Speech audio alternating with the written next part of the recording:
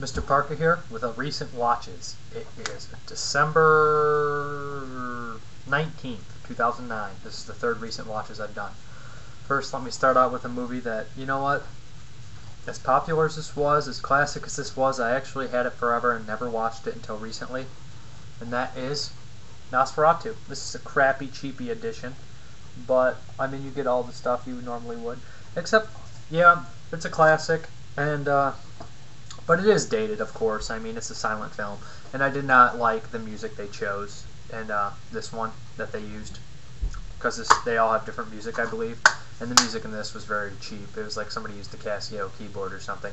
But the movie itself is a classic, and for the time, it's good. But, you know, this isn't for everybody. I didn't hate it, but I don't know, maybe I was expecting more, but I mean, it's a silent movie, so I guess I should have just shut my goddamn mouth.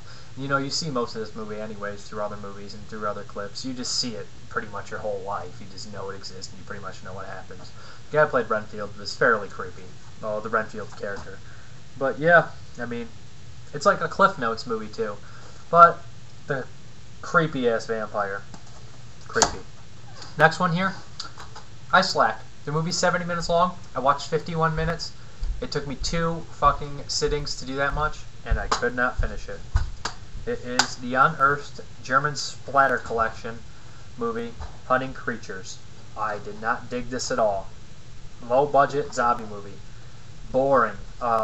It seemed like they shot this over like 12 years of their life, because it was just spaced out, and just the gore is okay, but I mean, it's just a boring movie, horribly acted, and just not original, I don't think.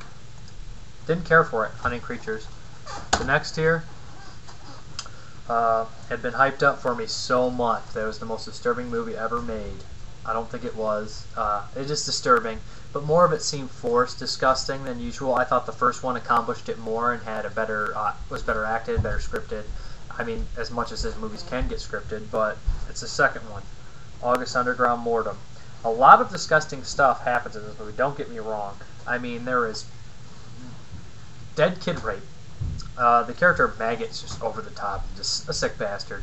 Fred Vogel's character is my favorite, if you can like any of them. I mean, there's a lot of drawn-out disgusting shit in here, like puking on people, puking on each other, eating shit. Just weird, eating maggots.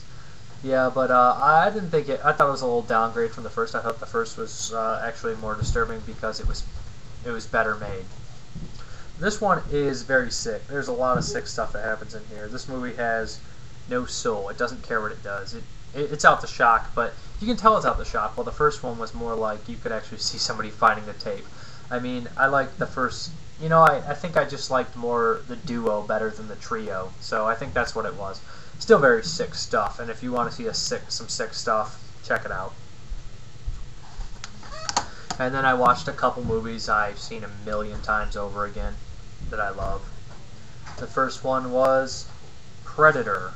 I've seen Predator about 150,000 times, and I just had to sit down and watch it again because I could not resist. My dad actually wanted to watch it, which was fun. This movie is just as good, and if not better than I remembered watching it from last year, probably. That's a 2-disc. This movie is just, I love it. I love Arnold. I love all the characters. I love Jesse the Body. I love Bill Duke. I love Carl Weathers. I love Sonny Lanham. I love the movie. It's one of my all-time favorite movies. They don't make action movies like this anymore, with gore, with non-CGI fucking gunshots. I love Predator, and Predator loves you. And I wish they would start making action movies like this again. I know there's a remake coming out of this, but I don't know if it will do. I love this movie. This is a great movie. I mean, if you're an Arnie fan and you haven't seen this, then you're not an Arnie fan. Arnold Schwarzenegger's action movies from the late 80s, early 90s were great.